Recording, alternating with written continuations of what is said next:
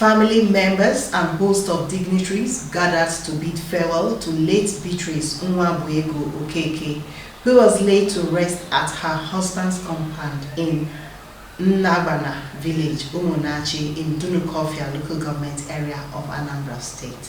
Ndemkalu reports.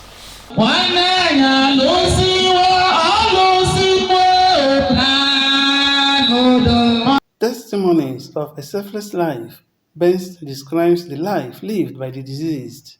In a service conducted by St. Mark's Anglican Church, Umunnachi, and St. Michael's and All Angels Church, Oka, Reverend Canon Kenneth Anuku reminded Christians that God will judge both the living and the dead.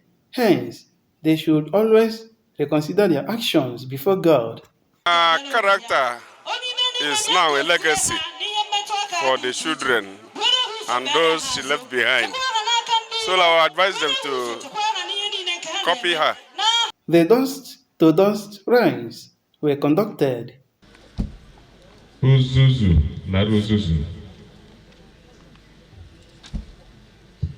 The children of the deceased described their late mother as rallying point for the family, and her motherly love will be missed.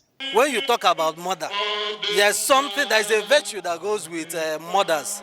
But I would say my own mother is different because she is peculiar. There are different experiences that I had with her, but the one that I cannot forget, it's when there was no hope. She was the last person that could provide for me.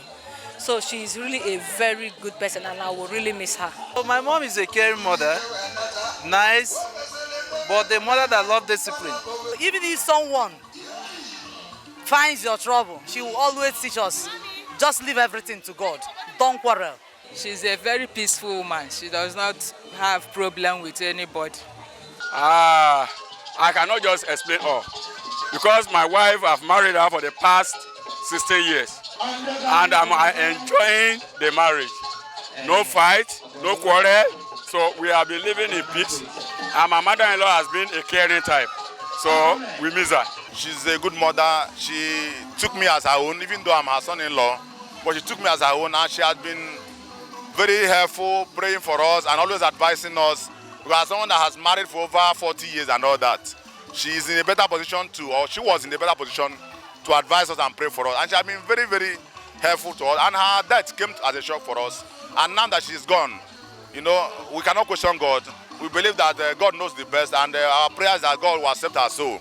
Friends and well-wishers urged the family members to emulate the legacies their late mother left behind. I'm advising the children to keep to her footsteps, so that more especially the husband, let them try to take care of the husband, because she always works together with the husband. I will tell the family to take heart, because God knows the best, because whatever thing that happened to them is also happening to us.